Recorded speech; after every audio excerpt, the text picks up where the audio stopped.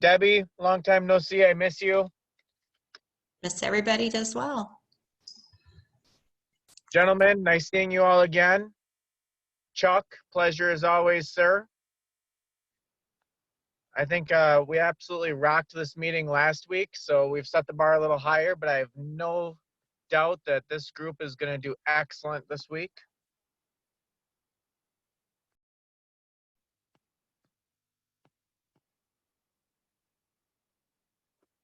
I had a beautiful scene with waves crashing in the background, but it's way too loud outside, so you can't hear me talk, so I had to hop back in my truck.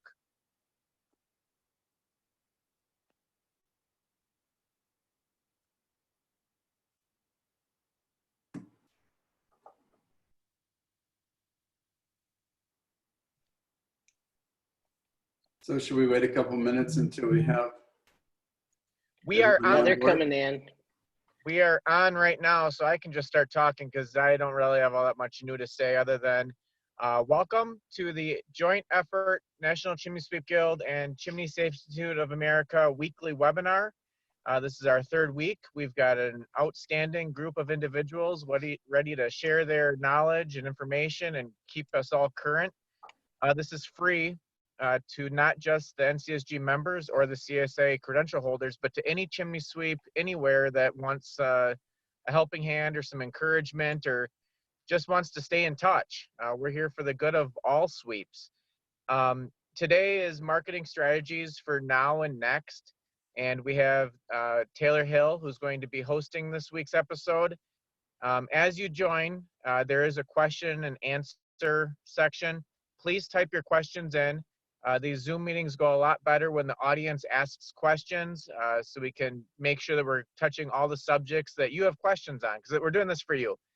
We could talk all hour if you want us to, but we want to make sure that we're answering the questions that people need. So without further ado, Mr. Taylor Hill, please take it away. Thank you, Jasper. First and foremost, I want to thank NCSG and CSIA for putting these together. It's really fantastic that they're doing this, and I applaud them. Just a fantastic industry to be a part of. I also want to introduce you. Frank is with Brandtastic. There's Trent. Trent, how are you? Top Hat Chimney Sweeps. Hey, I'm great. Debbie, and I knew I was going to do this, Debbie. What's your company again? I just went blank. Blackburn's Chimney Services in Columbus, Ohio. You know what? And I have an Uncle Blackburn, believe it or not. I should have remembered that. That's crazy. Anyway, thank you guys for being here. I really appreciate it. As Jasper said, we really want you guys to participate and answer any questions that you have, but we're gonna start it off. And really, I'm going to open it up to the panelists. You know, what trends have you guys seen kind of around what's going on with the virus and the pandemic, strictly in the chimney industry? So Trent, go ahead, take it away. Okay, I was fixing to say, I think Frank wanted to talk on this one, but I'm gonna let him. So for us, as far as a trend goes, it's been constant, and we're probably going to hear this 100 times, but constant communication with our customers in every way, shape, and form. That's been the biggest trend for us. Okay. Debbie, would you agree with that? Absolutely. We're having to keep in real good constant communication with our customers in terms of what we're doing and what we can provide. That's awesome. So Frank, you had some information you wanted to share with everybody. I think is really important. You want to go ahead and share your screen? Yeah. So, I don't want to share my whole screen. Oh, no, I'm not. Okay, there we go. So one thing is a whole lot of new tools, and we have to get used to them because there's a whole new way of doing things that's developing. And if you were on Jerry's webinar prior to this, you probably learned a lot about that. but I'm impressed with the fact that customers may not be calling you, but they're still looking. So when things open up, they're going to be calling. So you should be ready. The number of contact forms and the number of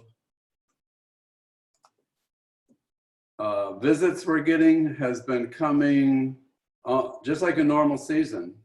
And you'll hear from some of the others here that, you know, they haven't had much of a drop off. So I'm sharing here some analytics just by state.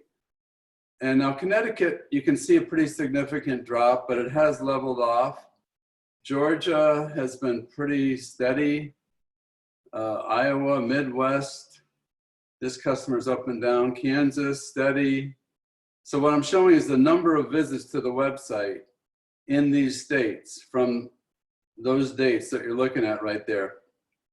Maryland's close to DC, so it's trending a little down, but yet there's upticks also. This particular one in Maryland has been steadily going up. So New Jersey is another hot spot, but they're still getting plenty of visits. Now this is a big surprise. Of course, this is a little upstate, but it's steady as she goes. So I would just say don't get too disheartened by what's going on, that you know, things are going to get back to normal at some point. And now I have to figure out how to stop sharing my screen. I think it's okay. There we go. I'm there supposed we to be go. an expert at this stuff, right? Jerry's laughing. It's all the technology is kind of crazy. Which is one of the things I think a lot of us have struggled with, and one of the trends that I'm seeing is people are having to get used to some different types of technologies to stay in contact with their team and sometimes even in contact with their customers. But I want to go off what Frank just said. What we're seeing is where the dip is happening is actually on the Google My Business side. We're seeing the same things that Frank is seeing on websites. So people are looking. They're coming from social more than ever before, and they're finding your website, and they are engaged on the websites.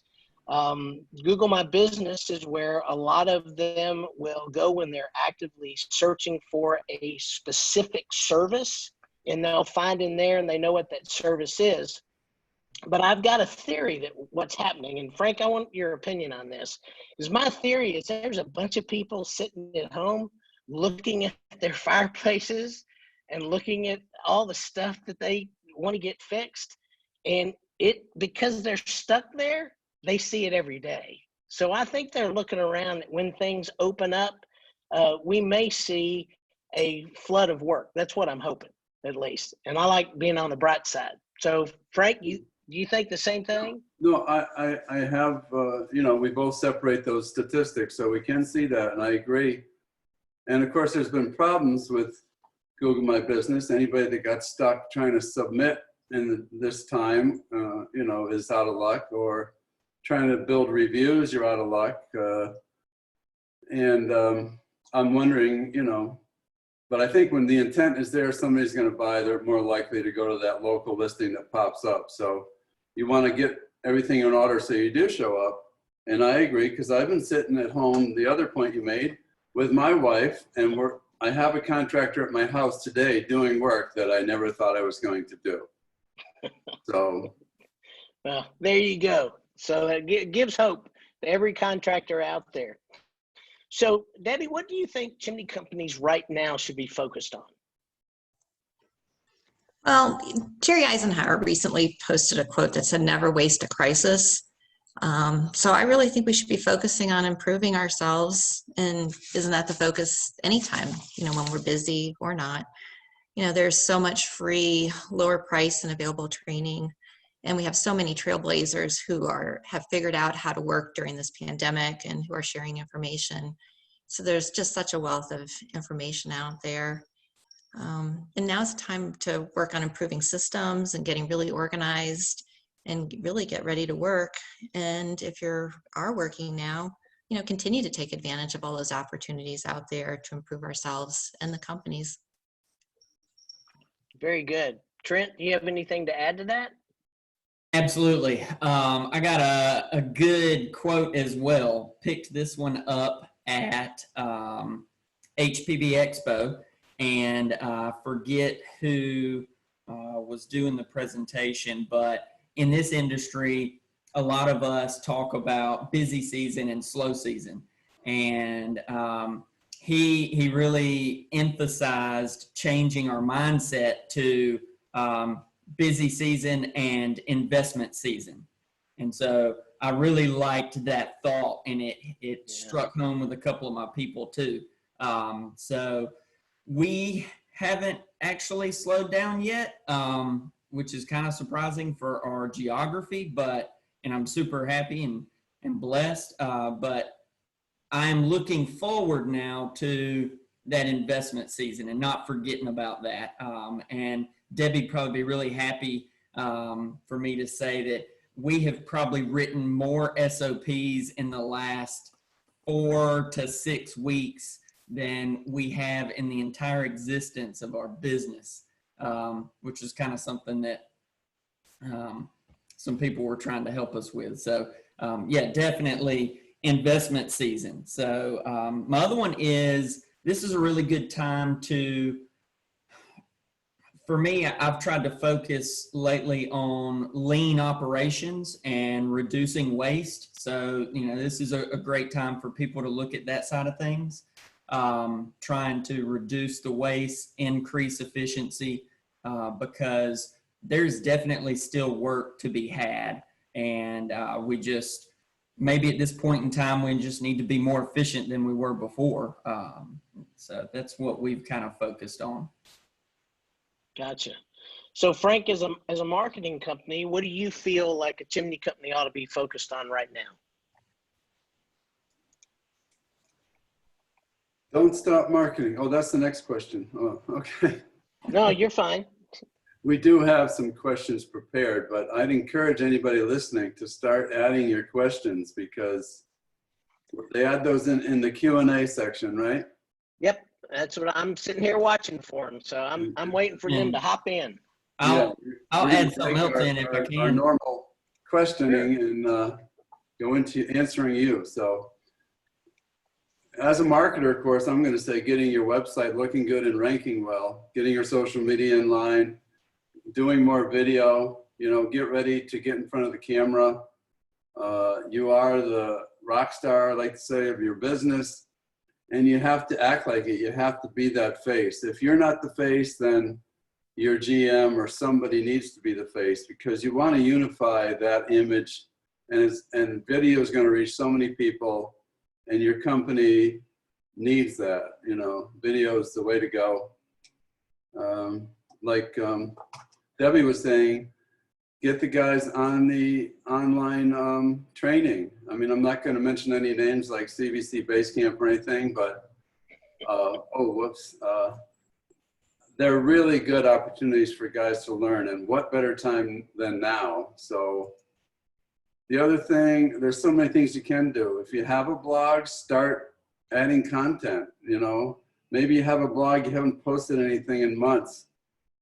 You need to do that, because blogs can increase your ranking, and they're perfect for social media. So there's a lot of work to be done. And I know a lot of you are doing a lot of good stuff. Like Trent was saying, he's got his SOPs in line. So that's important too. The only thing that I would add to that, because I agree with everything that everyone has said, is on social media. Because when things happen in our country, like what has just happened, if you notice, everywhere you go, people have this device in front of their face. I mean, everybody is on this doggone phone, and they're on Facebook, and your customers are on Facebook.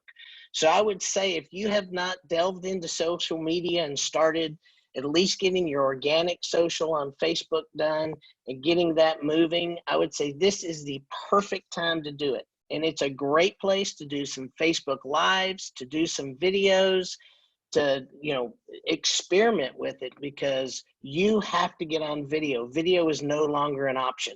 And we have a lot of people that just say, I don't like the camera, I don't like this, I don't like that. It's like, you know what? There's a lot of things I don't like. I have to do every day too. So that's what I would say about that. So we've got, so here's a great question. For those of us devoid of creativity, is there a place we can find topics useful to write about on our blog? So what I would tell you is the best place to go for that is on your website. Every service that you have is a blog post. That's the first place that I would go. And make sure that you understand today, it's not about really short blogs. It's about very in-depth informational blogs. And you guys already have that information. Y'all are experts at what you do. You can write something and then give it to a copywriter and have them do the grammar and all the stuff. A lot of you guys don't know this, but that's what I do. I've got a writer that I send everything that I write. And she goes through everything and cleans it up for me. So, Frank, would you have any other things to add with that? Well, there's nothing new under the sun. You're not going to come up with anything that nobody else has already thought of. So I would suggest, as long as you're not going to copy and paste, that look at any Spark site or any site that Brandtastic has done and look in their blog section. You know, the one I started with Dave Lamb in Connecticut, we now have over 500 pages because of the fact we're doing 3 blogs a month times how many ever years. It just adds up. So it's good. I agree with you about finding a writer. You can go to Odesk and you can find someone that's good and just give them the ammunition they need and they'll write something for you. So Debbie, do you and Trent have anything to add to that? Do y'all have resources that you go to? You want to go first, Debbie? Resources for the blogs and social media. I mean, we're mostly just posting items on Facebook at this point. This point, okay. Mm-hmm. How about you, Trent? So a very wise person told me to do this a while back, way before all this happened. And it was just pick one thing. What is the one thing that your company does and does really well? Almost all of us have that one item or one project that seems to be focused in our region or whatever it may be. And write about that and start there. And then once you put that together, I think the rest will kind of start to domino as far as the creativity coming to mind. Well, that's really good advice. So here's another one. Stephen Scally says, I have found that on social media and Facebook has been awesome. I did my first video 4 weeks ago and have not stopped doing them. One of the things is recommended from a learning point is to have proper lighting and orientation, and practice makes perfect. Totally agree with Stephen. So Trent and Debbie, do you guys do videos for your company? I'm just asking. So I don't do, I've wanted to. I'm in a place right now where I have not had the time to do that video. We have, you know, videos that are put together by other companies, but I have not personally done any of the videos. So kudos to the people that are able to do that. Great. Debbie, have you done? I have not done any videos yet. So I'm going to make a suggestion that everyone that owns a company needs to start doing videos and at least practicing, because you are the spokesperson, the rock star, as Frank put, of your business. And people want to connect with you guys. It's part of the communication piece that I think is absolutely, absolutely important. So hold on. If you want to get a good example, you can go to Flues Brothers Facebook. Every Friday, Jeremy Biswell does Fireplace Friday. And Yep. he does it very casually. He's very comfortable pointing the camera at himself, and it's very interesting. So Matt Mayer also has jumped into doing it in New Hampshire. And you're just being yourself. You don't have to be a Hollywood actor. That's right. I mean, we've got, you can look at Lord's Chimney, Lee Roth in Houston. You can look at some of the stuff he's putting on Facebook. Aaron Zambrana in California is doing some great stuff on Facebook. These guys are just really, they're not actors. You know what I'm saying? But they do a great job. So let's see what I've got here. It's flying around here. So let me give you another question while I look through all this. So we've heard the advice to reduce our marketing as well as to ramp up our marketing. You know, it's all happening. People are giving all different kinds of advice at this time. So what are the thoughts about these two opposing views? For us, we've been ramping up marketing. At the end of February and early March, we were slow as the weather was not cooperating for outside work and people were still in the middle of the burning season. We have ramped up marketing, and then the spring rains came, so we've been busy keeping up with chimney repairs. Also, it's important to kind of keep our name, keep the name and the company present in people's mind so that they remember to contact us. And right now, marketing on social media and everywhere is pretty cheap. And there's so many experts out there that can help. I think one thing to be cautious, though, is, and we've talked about this at other seminars too, is that, the messages need to be appropriate and really need to be sensitive to people's circumstances. I would also caution if folks are ranting about politics and government orders in their own social media, that they may want to double check their privacy settings to make sure that people aren't seeing those, and you are risking that folks may screenshot them, and everything can be seen. But a lot of people are in pain right now, and you really don't want to be seen as the jerk or a careless person. It's great advice. Trent? So I'm not a person that typically, I don't know how to put this, I'm not real good at this part, listens to the mass. I like to form my own opinion based off my own data. And so where we are, we're still growing. So I think it's relative, and it makes sense for me that I keep on my current business plan. And I think instead of focusing really hard on what some things may look like as a whole, that we focus more on where our business is and what our goals are and where we want to go. That's kind of the way we handle it. So for us, it would be, stay on our growth path and we keep going with what we've chosen, because we haven't seen anything dramatic happen as far as, a downtick or anything. We're up. So I know from our perspective, we're a marketing company, so we're all about, keep your marketing going, keep the pedal to the metal, if you will. But I'm also very realistic, and my background is in finance.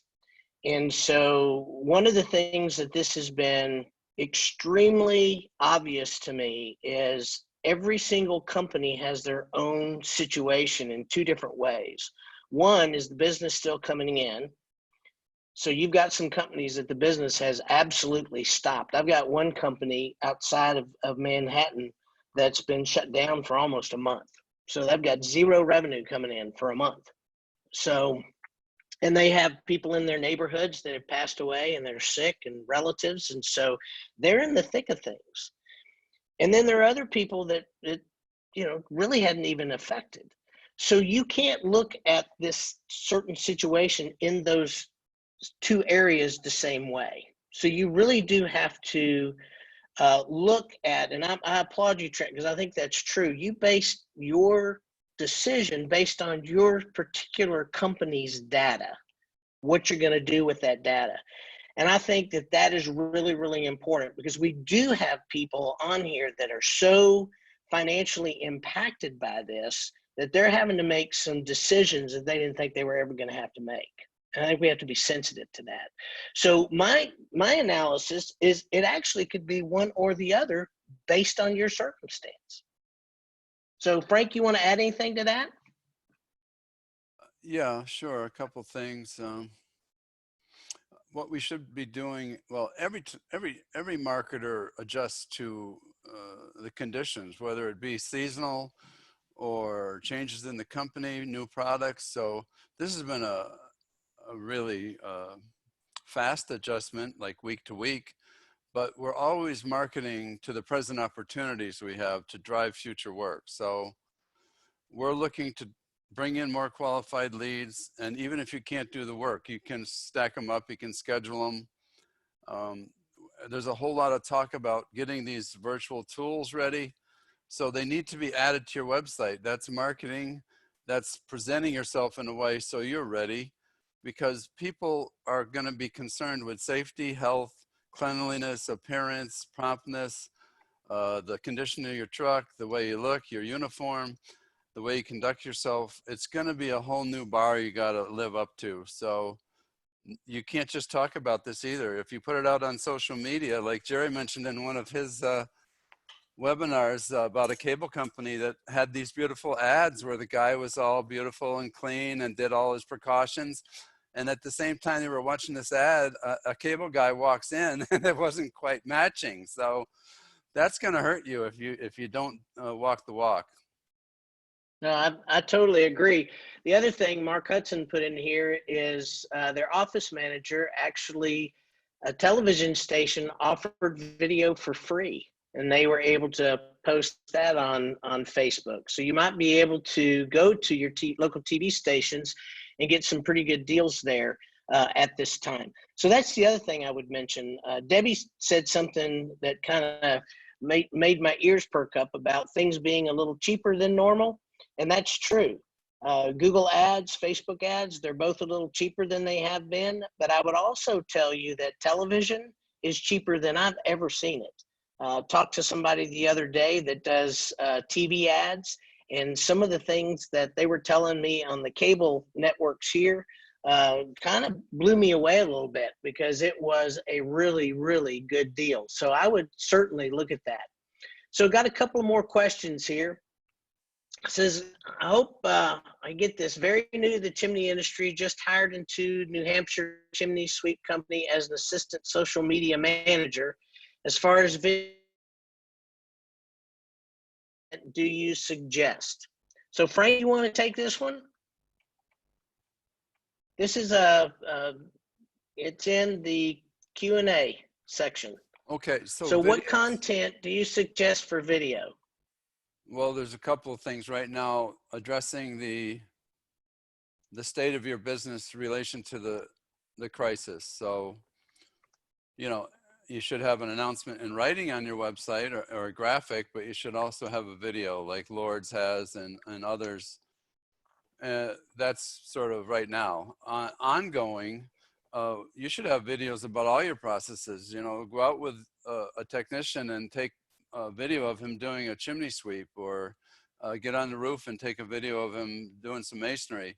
Have somebody edit that into a 1-minute video and put it out there. The other side of that is the live videos on Facebook. You want to talk about those, Taylor? Sure. I think one of the things a lot of people don't understand is there are some things that you can manipulate on Facebook that you actually can pre-record videos and set them so that they go live and it looks like a live video. So people are a little bit afraid sometimes of doing, you know, an actual quote unquote live video because they can't change anything, but you actually can do that. And we're happy at our company, sparkmarketer.com. If you have issues with that, you can just holler at me, send me an email, taylor@sparkmarketer.com, and I can hook you up with somebody that can teach you how to do that. But the main thing with Facebook videos is to understand how many people right now are on social media. And I would tell you about 20% should be sales oriented, and the rest of them is just informational, educational, all the things that you just have conversations about. And if you look at the story that you want to tell, find out what the conflict is that most of your customers are having at the moment. So right now there are a lot of storms coming in, so there may be leaky chimneys everywhere. So if you know there's a lot of people out there experiencing leaky chimneys, then that's the conflict they're having. A lot of them are calling roofers to get those fixed. But if they've got a leaky chimney, you guys are the expert in that. So you take their conflict of that leaky chimney and then give them that solution, hey, and make them the hero for calling you and getting that thing fixed. So that's really how you put those types of videos together. So Trent, you wanted to say something else a while ago, and I didn't see that note. You want to go ahead and we'll backtrack a little bit.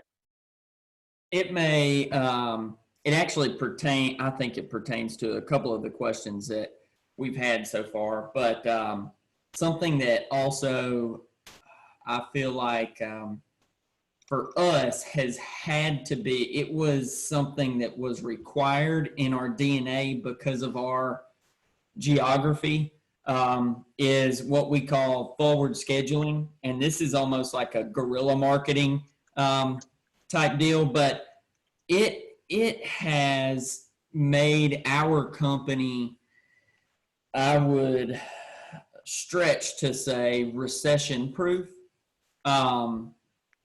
because our regular customers and a very tight and well-organized forward schedule system is something that if you're not currently doing it, no, it's not going to immediately help you right now. But the next time we run into something like this, it will help keep the boat afloat. And it has saved our business so many times to just stay on top of those regular customers. And during that investment season, show up and do that annual service and keep the revenue coming in.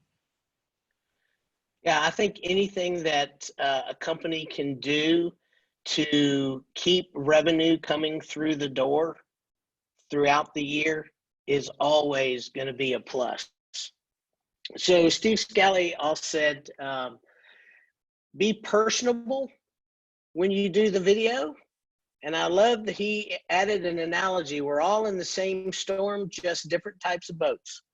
Like, that's a good analogy, Steve. It's fantastic. So let's see right here.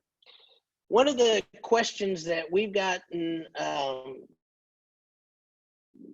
asked quite a bit just through our customers is about financing. So Trent, could you talk a little bit about some of the financing that can be offered during this time and how you do it?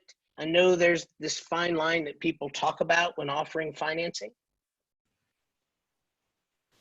There are actually quite a few companies and resources, affinity programs with different organizations our industry can be a part of. So I would highly recommend reaching out to a finance company and trying to make that a smooth and easy process for the customer. That I know we're probably not supposed to throw any names of companies or anything out there, but there are plenty that have really good financing terms. And the nice thing about it is most of those financing companies, that's money that goes straight into your bank account, my bank account, at a lower rate than a credit card. So if you can get it set up, spend the time to get it set up and go for it, because it can actually be very beneficial. And for people, last 3 months here, it's done nothing but rain. And that's probably got a lot to do with why we are where we are. So, those are big repairs for a lot of people. You walk in, they've been sitting at home doing Zoom meetings and realize the last 5 storms that water's running down the front of the fireplace, and they've never noticed that before because they're never home. They're always working. And all of a sudden you show up and you know, you got $10,000 worth of water repairs that need to be done. And they're like, oh my gosh, I didn't even know this was going on. I'm sitting at home doing Zoom and it cost me $10,000. Oh man.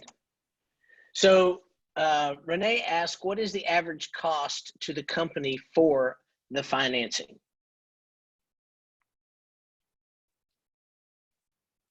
Do you know that? I'm sure every company is different. We have been through the years probably with 3 different financing companies. And out of all of them, the average for us was probably about 1%.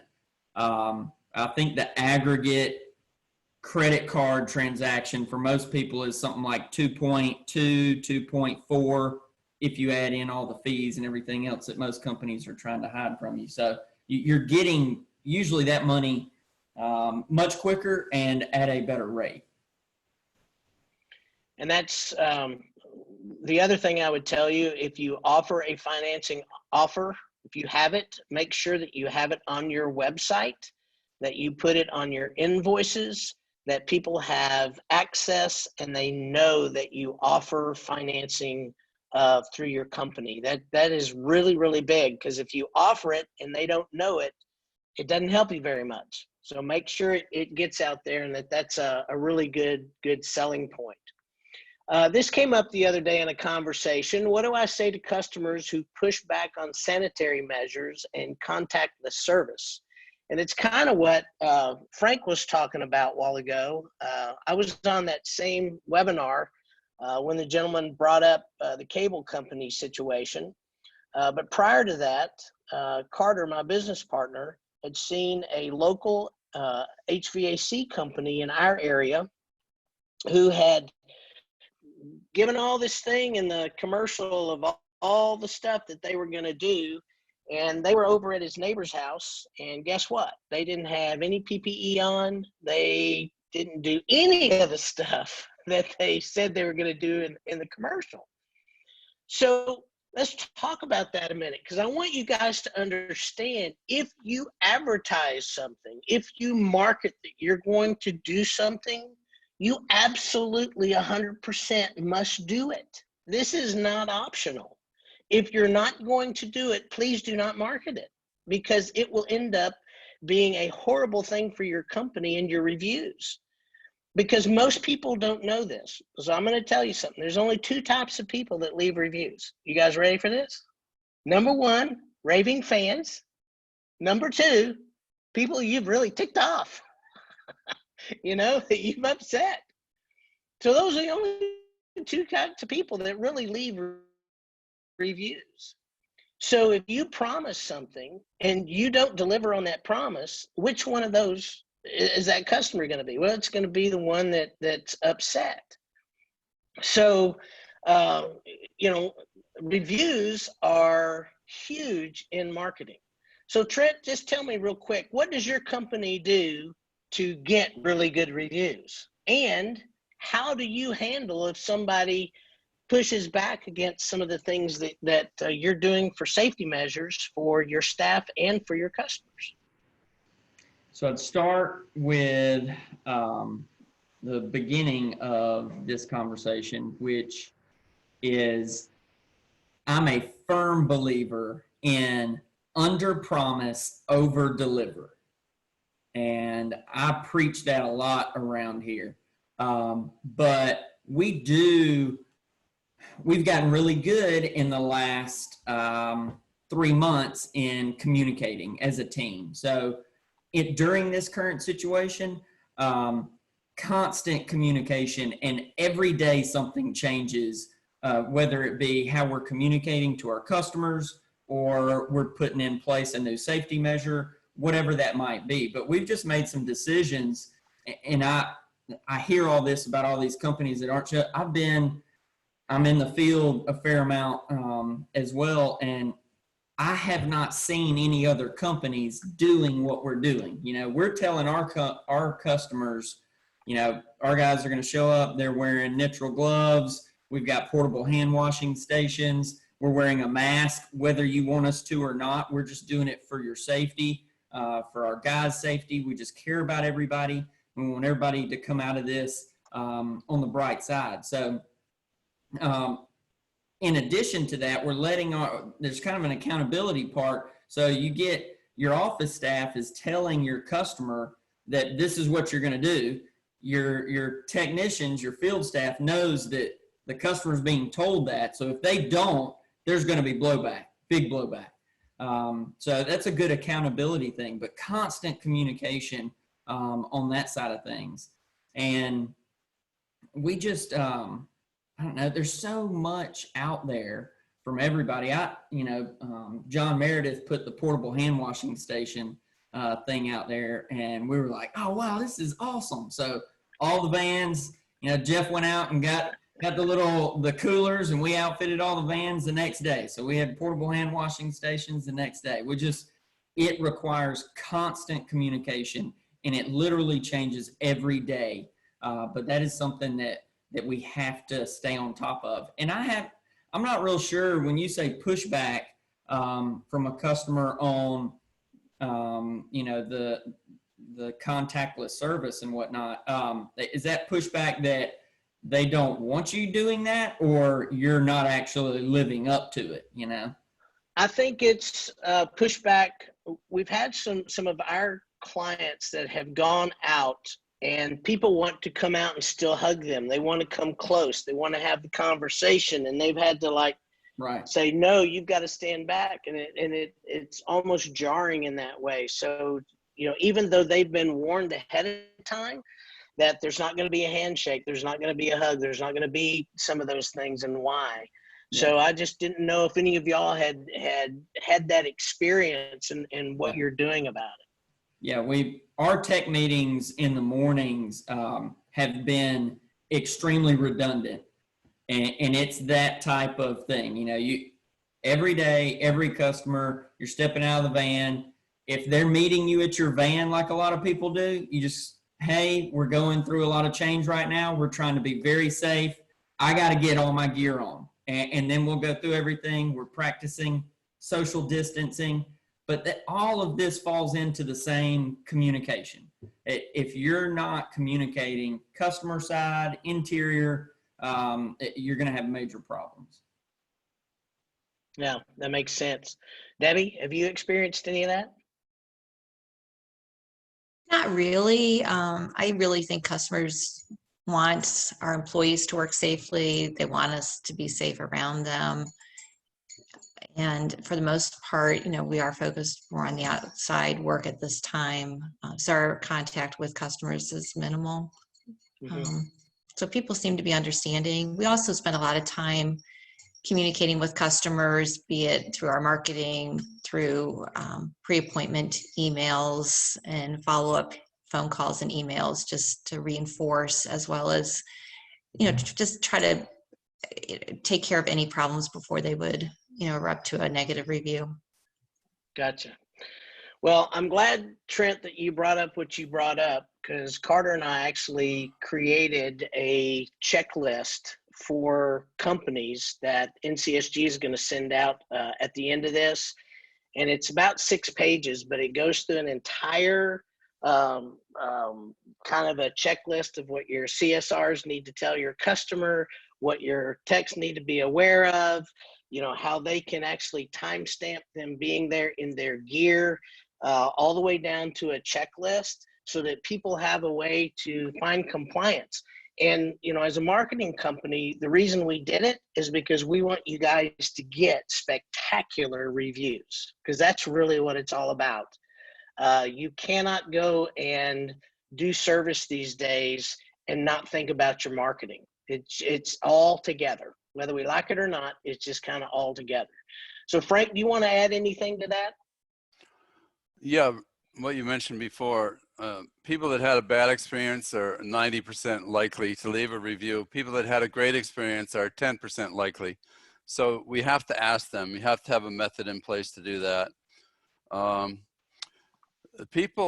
think that the people who gear up for this, who take all this seriously, the safety, the health, going to be way ahead of the game, even if things pass, because customers are going to appreciate that. They're going to actually be willing to pay more for a company that treats them with that kind of care. So it brings to mind something I heard back in Norfolk at the convention, where we heard the horror stories about OSHA coming out and grabbing people that didn't have harnesses on and were doing things wrong in their setups. So I'd encourage any social media posting that you do, that you want to have it reflect what you're saying also, because somebody sees you and you're out and you're not, you don't have a respirator or a mask on, and you're cleaning something, or you got to take some new pictures and get them up there right away. Right. So I just got a notification that we can tell people about the financing companies. So Trent, do you want to tell who you use, so that, and if it's different from the ones I know, I can give them some names too? You got to turn your mic on. You would think after all the Zoom meetings, we have this figured out. It's all right. Everybody forgets. So we're part of a group that kind of grabs some different things. So there's two out there that are really good. Interbank, I know a lot of, they're built for construction style companies. They're really easy to work with. And then Synchrony, and a while back we used to be with Wells Fargo. I know they're a pretty big name, and some people, due to their reputation, have decided not to do business with them anymore. But there are a lot of companies out there, but Interbank is actually built for construction companies. Yeah, Interbank is the one that I know as well. So I've actually been on the other side of Interbank as a consumer. I've used them. So, and I will tell you, it was very seamless on my end, as well as the construction end. It's one of those projects that you get done and then your septic breaks, and you better have all your cash for your septic system because you really need that. So yeah, so it was really great. Green Sky is another one that I know. Hearth is one, believe it or not, that is out there, and they're really not big in the hearth industry. I think they're pretty big in the roofing industry, if I remember correctly, but the name is Hearth. Carter's put that in. Carter's done a lot of research on that, so that's in the chat if you guys want to see that. So, all right. So while you're on that financing, I wanted to just mention, people buying, there's essential and desired, right? So essential means something's broken, you got to fix it. So you got to come up with the money. Desired's coming into play now, where people are around their house a lot. So people buy from the heart, from what they want, and financing is a huge advantage. So don't just have it, but promote it, because right now, money's a big factor. There's a lot of people who have been out of work. So we can give them a way to get what they want now. It's a good bet. That's perfect, Frank. I think that's so true. So true. So Trent, let me just ask you this. How many jobs do you think you get because of the financing option that you don't know if you would get? So do you have a percentage? No, I don't have a percentage. And we're actually the reason I mentioned kind of like Synchrony and Interbank is we're in transition from leaving from Synchrony and going to Interbank right now. So I've heard it's a lot smoother process for the consumer. So we're making that move. But I wanted to kind of go back to the reviews thing we were talking about. I know right now, and you probably know a lot more about this, but Google has kind of put pause on the review side of things. But you don't just have to ask, you have to beat them with reviews. And you have to make it so that everything they hear from you, see from you, and get from you has reviews tied to it. So, you know, you're something that there's two things that made a huge difference in our reviews starting to climb. So the first thing was we started a follow-up call. Our customer and dispatch management program we have, the guys check in and out of a job. So when they get there, they check in, they leave, they check out. And so we've got somebody in the office that's watching that. When a guy leaves the house, we're doing a follow-up quality assurance phone call.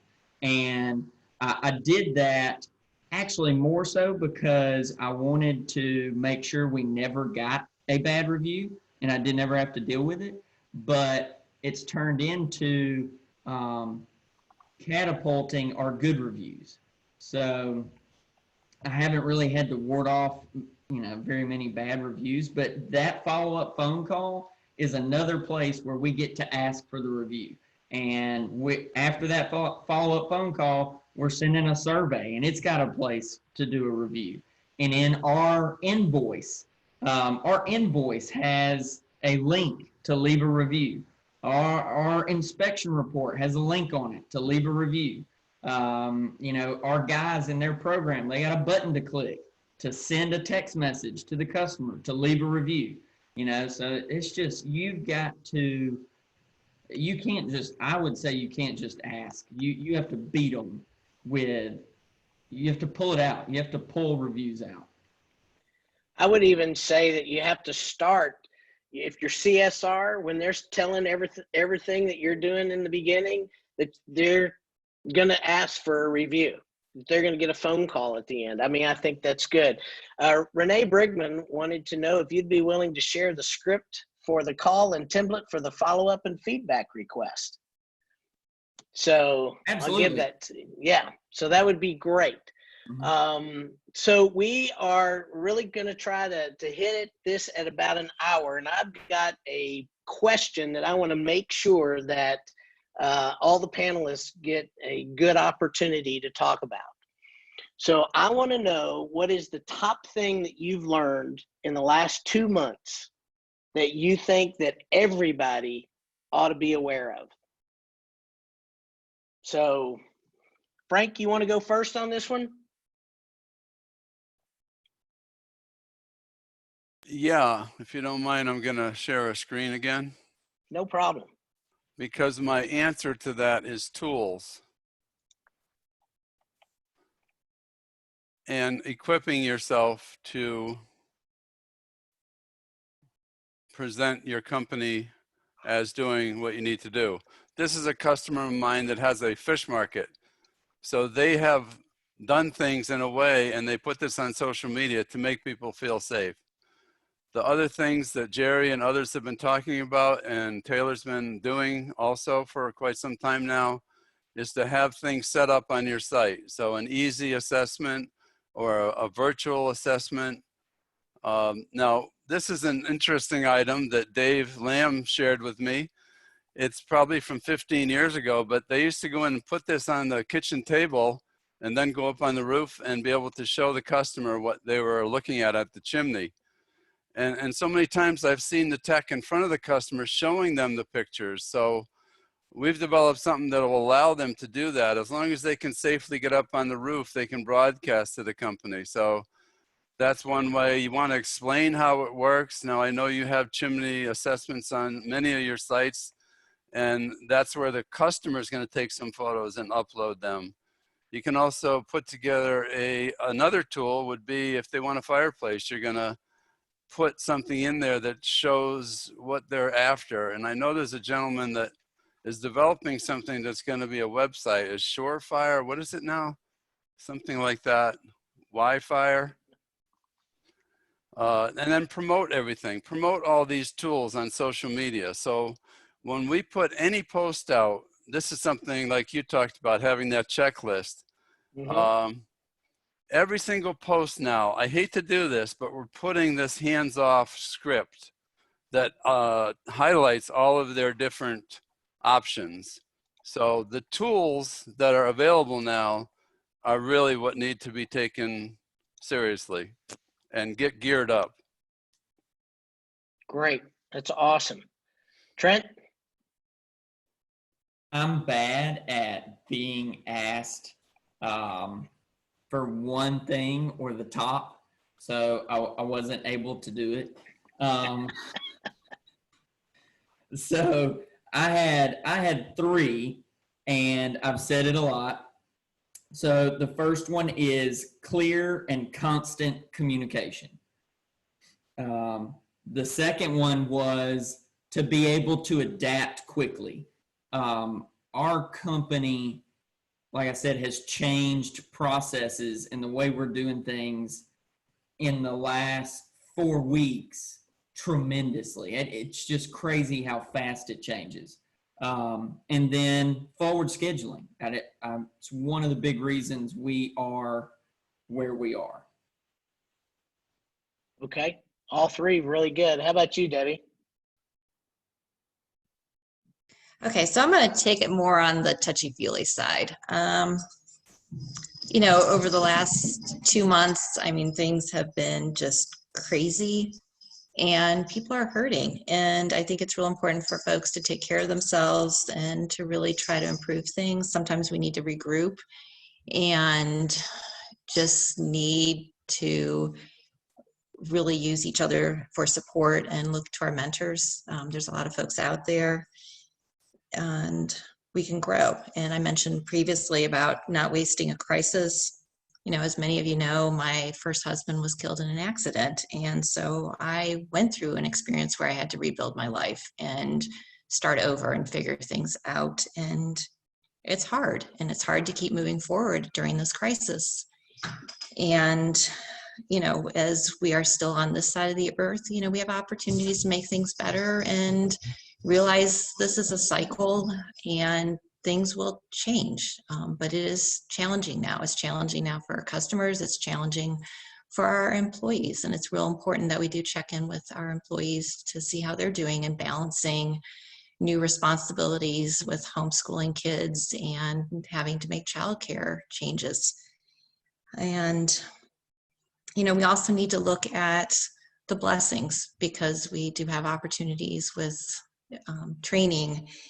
And, you know, there's been some positives. My commute to work right now is pretty nice, without traffic and a lot quicker. And I've heard from another business owner who is enjoying doing outside work right now because customers are keeping some distance and they don't have those customers hovering around them anymore right now. You know, but it's real important to look at the positives and also take advantage of making changes. That's awesome. Mine kind of covers a little bit of all of you. It's really to keep a mindset of out of the box thinking. I mean, when things happen like this, whether it's with employees and, you know, home with their pets, home with their kids, trying to work at home and homeschool at home. I mean, I've got grandkids that, you know, both my son and daughter-in-law are both working from home and homeschooling 3 kids, you know, from high school to 4. And it's that, you know, out of the box thinking. What can you do? How can you do it differently? It's the tools that we need. It's how can we present the things that we do in a different way that attracts more people to us? How can we communicate better? How do we do the things that we need to do in order to attract everything that we want into our lives? We're having to do it a little bit differently. So we got to think out of the box. So, you know, I'm going to be 60, I think 63 this year, something like that. I lose count. But the reality is this: at 63, I still have to do things different. I still have to learn tools like Zoom. I still have to get in front of, you know, do Facebook Lives. I still have to do that. I don't always like doing that. You know, honestly, but you just have to do it. You got to do what you got to do for your family, for your community, for your business, So think outside the box and don't be afraid to try things. I think that would be the things that I would say about that. So guys, I hope you've enjoyed this. I want to thank Trent, Debbie, and Frank so much for being a part of this panel with me. I really appreciate all you guys. You're great at what you do, and I couldn't think of 3 other people I'd rather share a panel with. So thanks so much, and I'm going to turn this over to Mr. Roydhouse. Hi, everybody. Thank you, Taylor. Appreciate it. I really wanted to thank Debbie, Taylor, Frank, and Trent for sharing their time and knowledge with us. We really, really appreciate it. It's very kind of you to do that. And Taylor, thank you for hosting this circus, because Zoom is tough to do for some of us. So thank you very much for that. And I want to thank everybody that's joined us today. And I want you to understand that this webinar has been brought to you free of charge, part of value-added content from NCSG and CSIA partnering together. We want to show value to people that are our members and our credential holders, because our association believes in our members, and we're in alignment to do everything we can to help our trade as we move forward to get through this. And you've made an investment with us, so we want to repay that investment and what we're giving back to you. Just as a note of reminder, today has been recorded, and tomorrow, within the next 24 hours, you'll be able to find this recording on all of our social media sites, whether it's CSIA, we'll be sending out emails on our news link, and you can even go to /NCSG _CSIA/resources and find everything within the next 24 hours. If you didn't attend the whole meeting, or you want to pick up on some parts where you got a little slow writing down your notes. I wanted to remind you, we are doing this weekly. So next week, Thursday, same time, 4 p.m. Eastern Standard Time on the 7th of May, we're going to be doing another panel discussion, and it's going to be on virtual engagement and assessments and how to clean up with this type of method. So it's something new and exciting that a lot of people are doing around the country, and I can't wait to hear about it. You're going to be emailed a survey a little bit after this panel. It's very important if you actually fill it out. I know a lot of times we get surveyed to death, but what it does is it helps us know, did we do something that really was going to answer your questions and provided value to you today? And what would you like to hear about in the future? And that's how we're going to pick our discussions and our panelists going forward, just as we've been doing now. Again, CSIA and NCSG are here with you. I want you to remember, you ain't heavy, you're our brother. We're in this together. Stay safe. Thank you for joining us, and we'll see you next Thursday.